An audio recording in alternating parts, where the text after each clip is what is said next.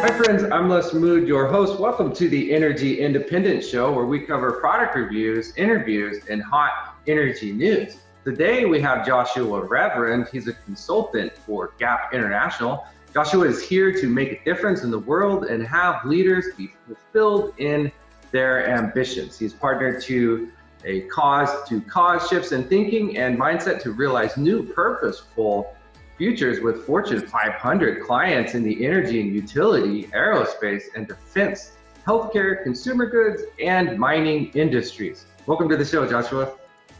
Thanks, Les. It's so great to be here. Appreciate it. Yeah, sure thing. So the first question we'd like to ask is for you to tell us about yourself and why you chose to help others in the energy industry, among others. Sure, Les. So I'm a consultant, like you said, with Gap International. I've been with the company for about 5 years now. And like you said, I've been working in the aerospace, energy, all over the place. And what's important to me and to Gap International is that we partner with leaders who have ambitious goals, the kinds of goals that cannot be achieved at the current trajectory that a company is on, or the current ways of working or the current mindsets. They're just not going to deliver those goals. And we are experts, and I work with leaders to distinguish and challenge the legacy thinking that exists, change that thinking to really deliver on the goals they're committed to. And that's, I'm not an energy expert by any means. I'm definitely a layman in the space, though we have great experience in the industry. But we're very clear that there is so much incredible possibility arising in the industry from all over: utilities, regulations changing, renewable companies creating incredible innovation, that for that to happen, leaders are going to have to challenge the current status quo, the ways of working, the business models that exist, and most importantly, the mindsets that exist in the industry. And for me, that's super fulfilling work. Because I know for myself, when I've studied this work and really done mindset work for myself, mindsets are the water we swim in. It's really hard to see your own mindset, let alone the mindset that an entire organization has been successfully operating in for months, years, decades, sometimes a century for some of these large utilities. And when a company, a team, an individual can be liberated from their mindset and see it for the past, and not necessarily a mindset that will forward their own ambition, it's truly liberating. I love doing this work. It causes real change, causes real transformation, and real process change in the process. So I'm excited to have this conversation, Les. I think what you and all your team at EIG are doing is exceptional, bringing these kinds of conversations to the energy industry. Well, I find it interesting that, you're focused on mindset for technological advancement. How the organic brain has anything to do with technology is a wonder, but it does make sense that in order to change your environment, you have to change your mind. And I really appreciate your mindset on that as well. On question 2, Gap International and what you're doing. Can you tell us about Gap International and your role there? Absolutely. So like I said, we've been around for about 40 years, and we've never been industry specific, because any company that's successful today has thinking that has led to the creation of the strategy, the process, the ways of operating that they currently are successful in. And yet every company is clear that stagnation, staying as you are, that's a path down a road of not long success. And the way the business is accelerating these days, the business environment is accelerating with new entrants, digital disruption, you name it. Leaders are always clear that they have to continue moving the bar, setting the bar higher. So some of my best experience and favorite experiences in the consulting side have been with utility companies in investigating the mindsets that have led them to the level of success they have. And personally, I've been really, really lucky to work all over the world in doing this. I spent a lot of time, well, pre-COVID anyway. Now I spend a lot of time looking at cameras like this with you. But working with teams in far-flung places like South Africa, Botswana, Wales, Northern Canada, and of course all over the US. And what ties all of these far-flung teams and disparate industries together, I'll say it once, I'll say it 100 times. Mindset, the thinking that exists behind the current processes and the current assumptions that may be barriers to moving the ball forward. We've organized our whole company around this concept, and we deliver great work for everybody from those Fortune 200 companies that you were referencing to the middle market and to entrepreneurs. Everyone has a level of success that they're currently operating at and thinking that has led to that level of success. Awesome. Well, yeah, success doesn't come easy. And it's hard to change. And then speaking of change, on question 3, can you explain the legacy business model in the context of the energy industry? Well, that's a great question, Les. It's really related to what I was just talking about. And I'll step out of energy for a moment to talk a little bit more broadly. And this is a really topical example, Amazon. What Amazon's done is exceptional. And if you look at the retail sector, brick and mortar, they have faced utter disruption. Now, why is that? You could think that maybe they weren't as fast, they didn't have the talent, but they were tremendously successful, huge, established companies, 50 years. Sears, take Sears for example, an American icon.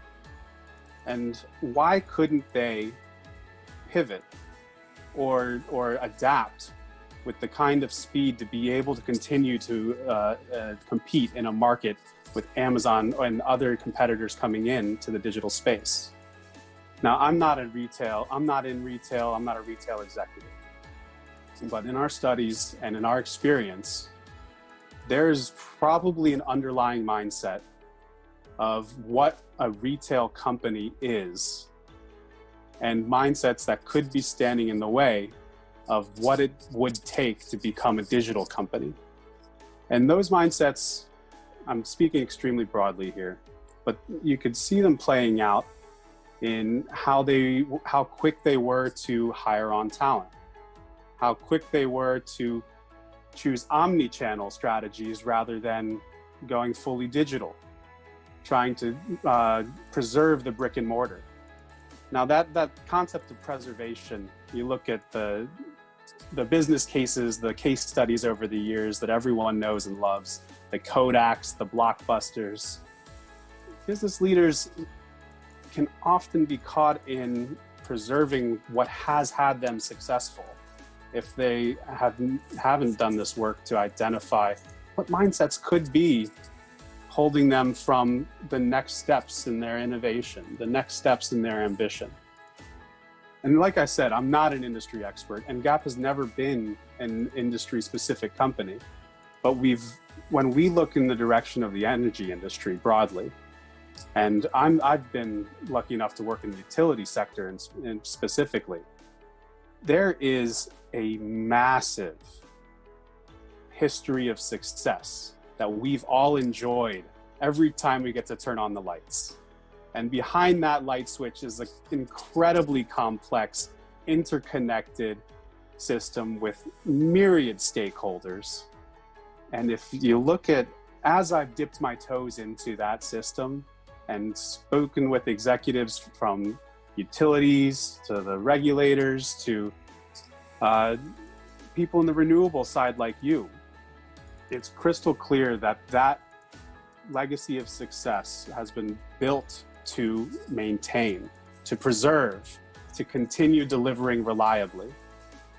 And yet here we are on the precipice of maybe one of the biggest transformations an industry has ever faced in the commitments that you're seeing across the industry to decarbonize, to go green, to modernize the grid, to create smart grids and microgrids.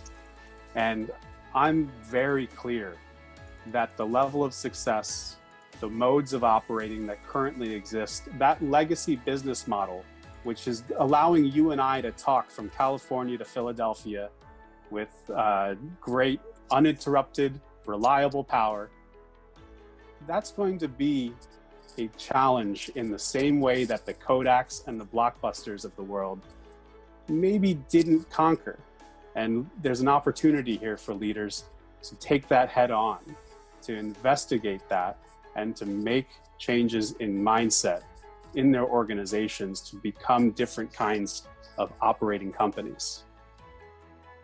Absolutely. Well, it really is amazing how far along society has come with the advent of electricity and distribution of energy. Mass energy has led to, mass transportation and mass distribution.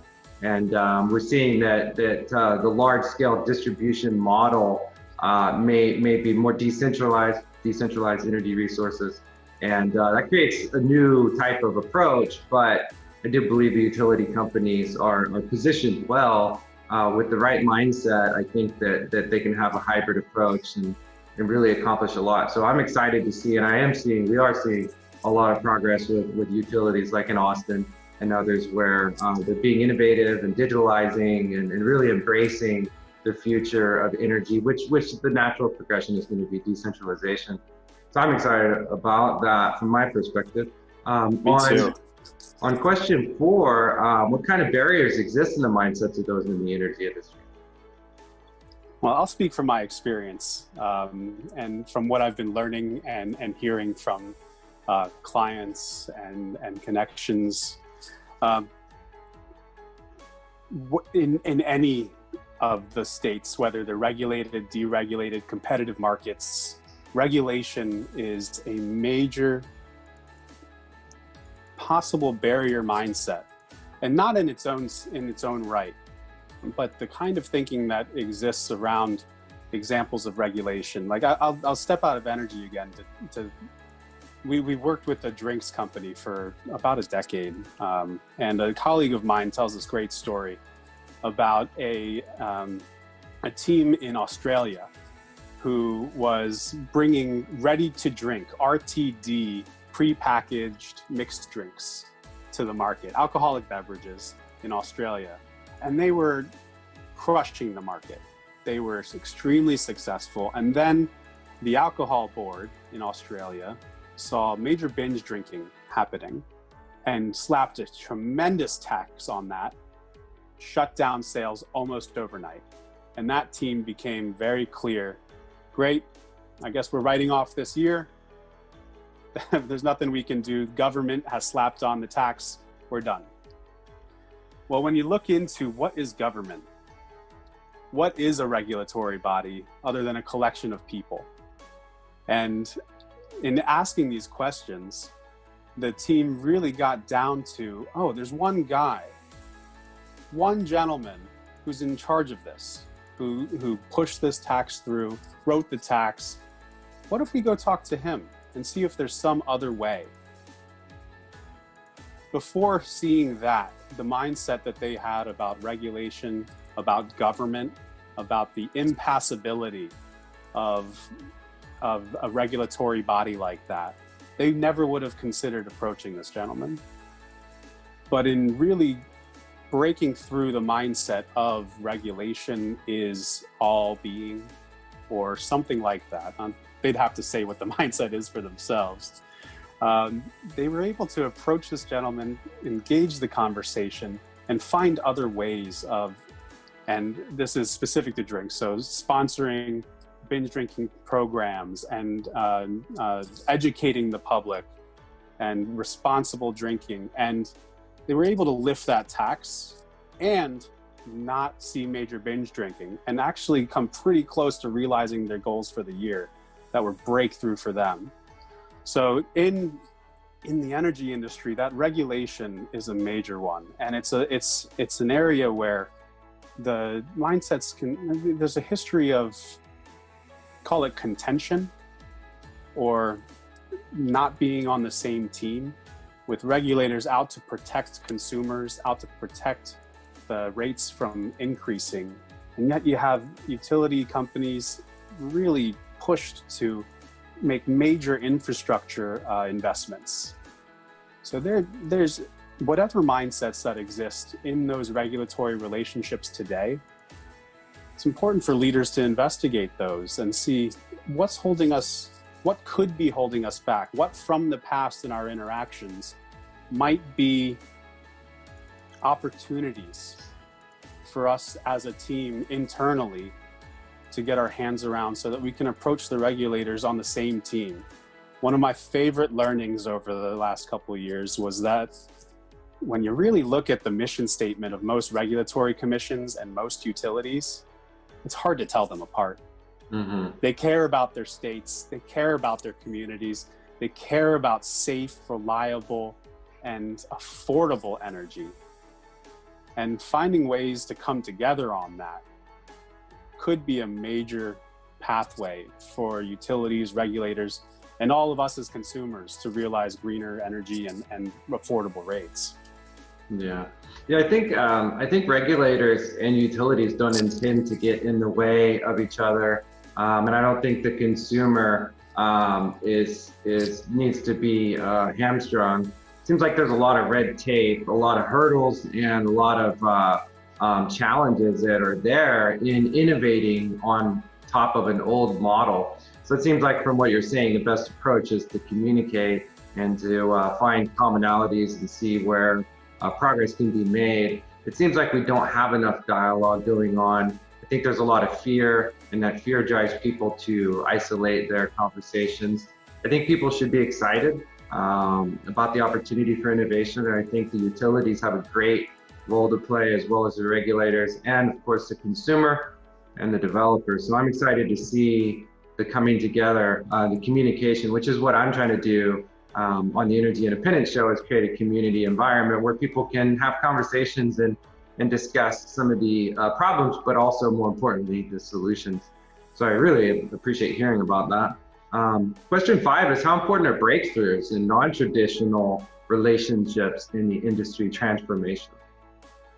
Well, I think it's exactly what you were just saying, and what you and the Energy Independence Group are doing is the industry, as I've come to know it, as I've learned about it in the last few years, there's, we as, just take the United States, for example, right now, the oil and gas industry built in so many ways the infrastructure we have today, mm-hmm. the society we have today, to think that they don't have great purposeful interests in a future for our country, for the world.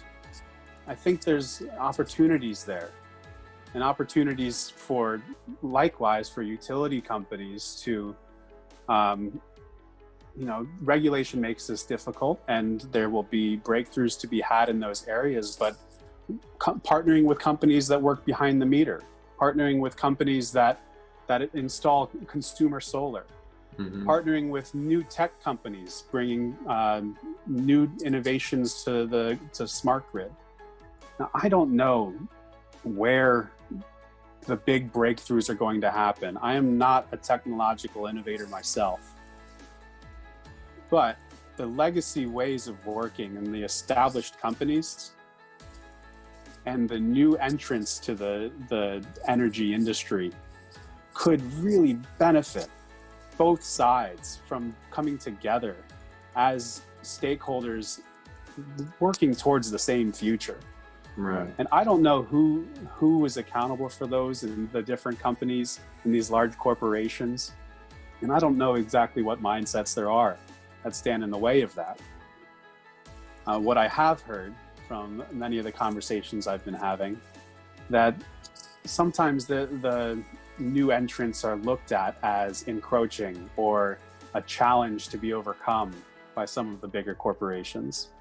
And I think, again, just like the regulators, they have the same end goal in mind. So what new innovative ways can companies partner? Can companies enroll regulators in allowing partnerships that may have traditionally been outside of the realm of normal regulation? There's opportunity here, and I think that there's some great leaders really looking for how do we integrate these ideas? How do we bring people together? So I'm really excited by that whole environment. Yeah, absolutely. Well, there could be, a lot of people adjusting, and I mean, adjusting is going to happen on all ends. Everyone is adjusting, and COVID-19 is kind of an example, an overarching example of change and adaptation. But it seems like the utility industry could be, if it doesn't do anything, it could largely become obsolete with energy as a service or energy in general, or it could partner with those distributed energy resource companies. And also the oil and gas industry may become over time less important with fuel cells for vehicles. So why not have the oil industry, the automotive industry, and the utility industry work together to build the infrastructure that is necessary? The utility companies are kind of tapped for money. The oil companies need to invest in the future, and the automobile companies need the infrastructure in place for electric vehicles. I think there could be a pretty big collaboration there that would make sense for everyone. But I think the oil and gas industry may be actually capable of funding the renewable energy projects that would electrify transportation and make up for their loss in fuel cells. So I think there's examples like that where people can come together, and simply by having conversations, something positive will come about. I'm convinced. Question 6 is, how can one lead by ambition and vision? That's a big question. Let's see. I think we've been talking about it this whole time. And I think it's what's drawn Gap International into the energy industry is the kinds of goals that we're seeing leaders put out there, organize their companies around, and commit to are the kinds of goals that they have been saying themselves. They don't know how they're going to get there. New technologies will have to be created to get there. But that's the definition of an ambition. Something worth fighting for, something worth doing that doesn't yet exist, and you don't know how to get there. And if you look at any innovation that's changed the world, it didn't exist one day, and then somebody somewhere said, I'm going to make that happen. And I'm going to share my vision, my ambition with some people, and we're going to make that happen. And I love the paper that you wrote about Malcolm Gladwell's tipping point, and the point about many small revolutions to create change. Mm-hmm. Leading from ambition is like that. And I believe that the leaders in the energy industry right now, they have in their heads the picture of the future that they're committed to. A future of decarbonization, of partnerships, of equity in communities and energy enabling that. And it's a beautiful picture. And right now, we're not organized to deliver that. But articulating that future for yourself personally as a leader, and then figuring out ways to share that future in ways that others can connect to it, is the first step to really realizing a future that doesn't exist today. Mm-hmm. And when people put these crazy ideas out there, you see all of the news articles coming out, or the comments saying, well, that's not possible because of this regulation. That's not possible because of how the business model is operated over here. That's not possible because these stakeholders will never buy into that. Those are great clues for the places to look and investigate. What are the mindsets in those areas? Mm-hmm. What are the legacy ways of operating in those areas that if I'm committed to making this ambition happen, I'm going to have to confront, to dispel, to install new mindsets that would enable my ambition, the future I'm committed to for my company, for my team, for the energy future for us all. Those areas that you meet resistance, those are the areas to really take a step back and consider what's the thinking that's operating here. So leading from ambition, it's at once the activation really for yourself, for your team, for your organization. And it's also the thing that will kind of be the canary in the coal mine, so to speak, and illuminate the areas where the legacy mindsets will pop up and try to preserve the current. So leading from ambition, I mean, that's what I'm about, is working with leaders who have that kind of big future, the kind of future that today doesn't exist, and then working through all of those mindsets to make it happen. Yeah, absolutely. Well, I was talking with a really good friend going to Berkeley right now last night, and he meets with a lot of other Berkeley smart people. And we were trying to understand what is holding back people's mindset from the kind of transformation, the belief that they can change the world or that they can make a difference. And I think, you know, we kind of concluded that it boils down to believing. And if you believe, then I think you can have that drive, that ambition, but really you got to believe in the vision. And so a strong vision is really important, I believe. And it's a nice combination of words there, ambition and vision, that you use here, because it takes ambition to fulfill a vision. But in order for that vision to be worthwhile to pursue, I think it takes a lot of confidence and belief, and that's where leadership comes in. So it's nice to talk and to discuss these issues with leaders across the world and how they can achieve it. And, question 7 is, speaking of that, how can an environment be created for a team or organization to transform the mindsets and realize results? You know, this goes back to a couple other questions you had. So just like we were just talking about, that ambitious goal, the vision that a leader has, they put that out there with their team, and some will buy in because they're that kind of organized in their minds. Some will go, I don't know, there's this concern, there's that concern.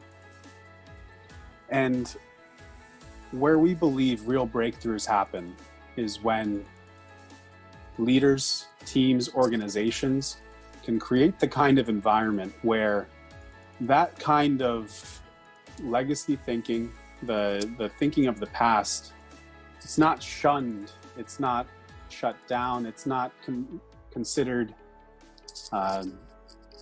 old or stodgy. It's embraced as the key for moving into an ambition. Because once you can see a mindset as a mindset, then you're given choice. So when a team can really create the kind of environment where past thinking is invited to arise, concerns are invited to arise, where team members feel free and connected and own each other's outcomes in a way that concerns are valid, concerns are necessary in pursuing an outcome or an ambition, so that together they can work through the thinking that would otherwise remain and hold that ambition back. Because concerns don't just go away because somebody is ambitious. Concerns don't just go away because a leader says we're going somewhere else. Those concerns linger. Those concerns can slow operations. They can have somebody not fully bought in. They can limit the different ways that somebody would explore to execute on a process. So creating an environment for a team, for different stakeholders, I think the whole industry, creating this kind of environment of embracing what we have and really taking that critical look together, not as what we have is wrong, but what we have is what we have. Let's deal with it and together figure out, what do we really want? Yeah, you know, I think people get on the defensive and their uncertainty and fear of change has a lot to do with not being understood and or appreciated. And I think it's very important for oil and gas companies and utility companies to be appreciated and to be shown the respect that that they deserve, because as many people in my community, offer to me with their words and their kindness and their example and leadership.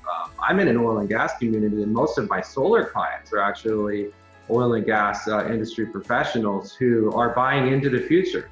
They're not here to slow it down. They actually got us to where we are, and they care about the environment just as much as we do. And to act and to treat the people who got us here and who feed and fuel the world as if they don't care is very offensive.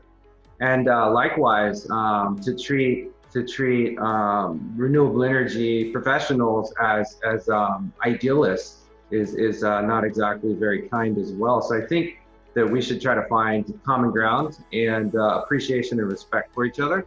I think a lot of progress will happen for us in the renewable energy industry to recognize the importance that oil, gas, coal, utilities have played in powering hospitals, schools, and our communities to get us to this point where we have the internet, where we have opportunity, where we can communicate like you and I are right now about the future.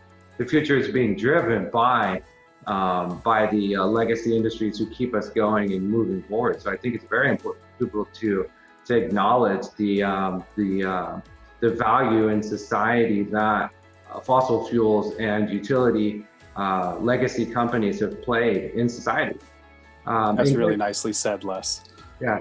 And going back to your point on community, in my article, The Tipping Point, which outlines what I'm trying to do, Malcolm Gladwell says, if you want to bring a fundamental change in people's belief and behavior, you have to create, or you need to create, a community around them where those new beliefs can be practiced and expressed and nurtured.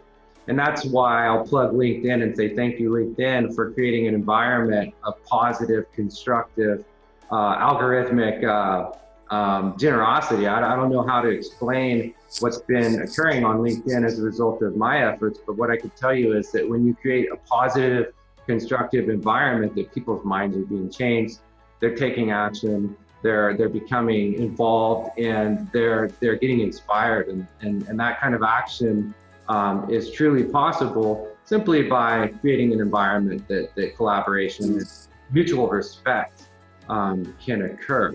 So I appreciate what you're doing in trying to encourage our leaders to have that kind of approach, which is dialogue. Dialogue really helps. Question 8, you've got a lot of examples, but can you share an example of a story of success with the mindset transformation? Absolutely. This is one of my favorite ones, and we're actually writing this story up right now with our client partner. We were working with one of the major utilities. They had for years enjoyed a great regulatory environment, one of the best in the country. And then over the course of 3 or 4 years, they started seeing regulatory outcomes that they weren't happy with. And they were clear that with the big goals that they had for decarbonization and giving back to their community, moving away from coal plants, modernizing and electrifying their fleet, that if they stayed on the kind of trajectory that they were on with their regulatory outcomes and their rate case filings, they wouldn't be able to realize the kinds of goals they wanted to and continue to return to their shareholders and continue to operate the company safely and reliably.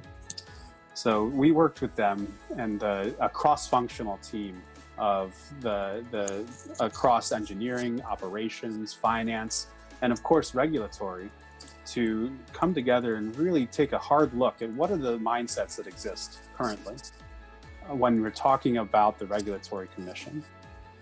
And we did this exercise that I love. It's not really an exercise, it's an investigation of what do you think the Regulatory Commission thinks about your company. And there were all kinds of answers, as you might imagine, for everything from You don't keep promises. You're not transparent. You file for something and we don't know what that money is going to go to. And these are answers that the utility professionals were giving on what they assumed the regulatory commission thought about them.